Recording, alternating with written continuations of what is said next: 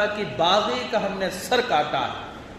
عبید اللہ بن زیاد کی دربار میں جب سر امام عالی مقام آ گیا، اچھا یہ لوگ تھے کتنے؟ بات تو یہ بھی ہم سنتے تو آتے ہیں لیکن پتہ نہیں ہوتا ہے یہ تھے کتنے لوگ جو کربلا سے اہل بیت کے بچے تھے، یہ کتنے لوگ تھے؟ تو کہتے ہیں یہ صرف 12 افراد کا قافلہ مشتمل رہ گیا تھا، بس 72 نفوس قدسیہ میں سے صرف 12 لوگ بچے تھے رسول اللہ کے گھرانے کے، جن میں سے ایک مرد تھے اور 11 عورتیں تھیں، یعنی کہ حضرت امام زین العابدین رضی اللہ تبارک تعالی عنہ تھے، اور 11 عورتیں تھیں۔ امام علی مقام کی بیویاں تھیں، امام علی مقام کی بہن سیدہ زینب تھیں، امام علی مقام کی بیٹیاں تھیں، اور امام علی مقام رضی اللہ تعالی عنہ کی کنیز حضرت شیری بیسی میں موجود تھی۔ وہ جو بادشاہ مامور کا بادشاہ تھا، اس کے ساتھ شیری کا نکاح میدان جب کوفہ سے دمشق قافلہ جا رہا تھا تو مامورہ کے بادشاہ رئیس سے نکاح حضرت امام زین العابدین نے امام حسین کی کنیز حضرت شیری کا ادا فرمایا تھا۔ یہ شیری آزاد تھی، غلام نہیں تھی، آزاد تھی۔ یہ شیری جب حضرت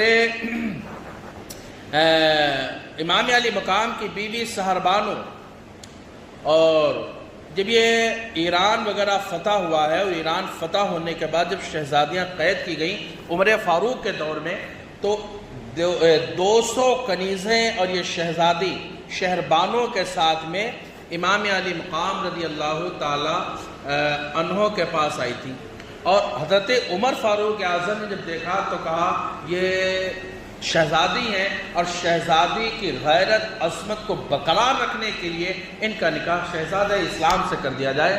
کہ شہزادہ اسلام سے کر دیا جائے؟ کہ ہاں۔ اور شہزادہ اسلام اس وقت پوری دنیا میں امام علی مقام سے بہتر کوئی شہزادہ نہ تھا، تو پھر ان کا نکاح حضرت امام حسین سے کر دیا گیا۔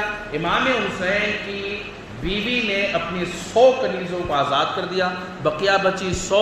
جب امام زین العابدین کی ولادت ہوئی تھی تو 50 کنیزوں کو پھر آزاد کر دیا، پھر موقع در موقع آتے رہے اور آپ کنیزیں آزاد کرتی رہیں۔